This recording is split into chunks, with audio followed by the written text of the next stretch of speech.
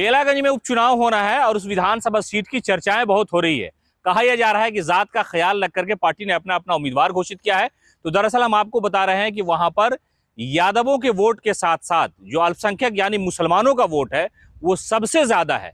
उस पूरे विधानसभा में मुसलमान उम्मीदवार को लेकर के प्रशांत किशोर ने अपना उम्मीदवार वहां पर घोषित कर दिया है। प्रोफेसर साहब को वहां उम्मीदवार बना दिया है उन्होंने। तो आइए हम आपको बताते हैं कि वहां पर जो सीट है, उपचुनाव जहां होने हैं बेलागंज में, जो सीट सुरेंद्र यादव के एमपी चुने जाने के बाद खाली हुई, वहां पर कितनी जात के कितने वोटर है वो हम आंकड़ा आपको पेश कर रहे हैं। बेलागंज में जो जातीय समीकरण है वहां पर यादव का जो वोट है वो 70,000 है।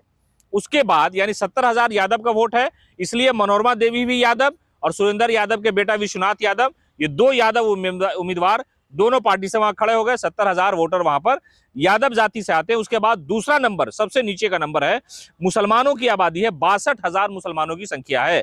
प्रशांत किशोर ने शायद यही ध्यान रख करके दिया है कि भाई अगर होगा तो पीके के उम्मीदवार कामयाब हो जाएंगे, ये हुआ। उसके अलावा यानी तीसरे नंबर पर जो है वो अनुसूचित जाति की संख्या है, 50,000 के आसपास उनकी संख्या है। उसके अलावा वहां पर अन्य जो पिछड़ी जातियां हैं उनकी संख्या 20,000 है।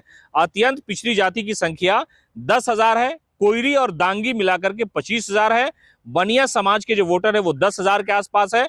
जो ब्राह्मण है वो 5,000 है। सबसे कम संख्या ब्राह्मणों की है, मात्र 5,000 वोटर है। भूमियार 20,000 है और राजपूत जो है वो 15,000 के आसपास है।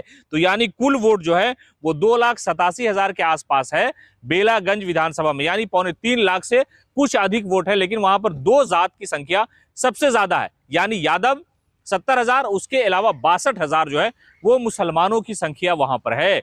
लेकिन कहा यह जा रहा था, हालांकि लोग ये उस इलाके में दावा कर रहे थे कि अगर मुसलमान उम्मीदवार जेडीयू की तरफ से या राष्ट्रीय जनता दल की तरफ से मुसलमान उम्मीदवार वहां पर होता तो शायद मुसलमान विधायक हो जाता। लेकिन ऐसा नहीं। कई सारे जनता दल यूनाइटेड के नेता, आरजेडी के नेताओं ने पार्टी कार्यालय का पटना में चक्कर लगाया कि भाई जातीय समीकरण की बात होती है, जाति जनगणना बिहार में हो गई और मुसलमानों की संख्या इतनी है, उसकी संख्या इतनी है, फिर भी उसके बावजूद मुसलमानों को नुमाइंदगी नहीं मिलती है, तो इसका हमको एहसास और अफसोस भी है। लेकिन नीतीश कुमार हो चाहे लालू प्रसाद यादव हो, इन दोनों ने ख्याल नहीं रखा। यानी यादव विधायक वहां पहले थे, यादव उम्मीदवार दोनों पार्टी ने अपने वहां पर उतार दिए हैं और प्रशांत किशोर ने इसी दाव को समझते हुए अपना उम्मीदवार वहां पर मुसलमान दिया है। लेकिन मुसलमान अगर वोट कर देगा प्रशांत किशोर को तो विधायक हो जाएंगे, लेकिन ऐसा मुमकिन नहीं है।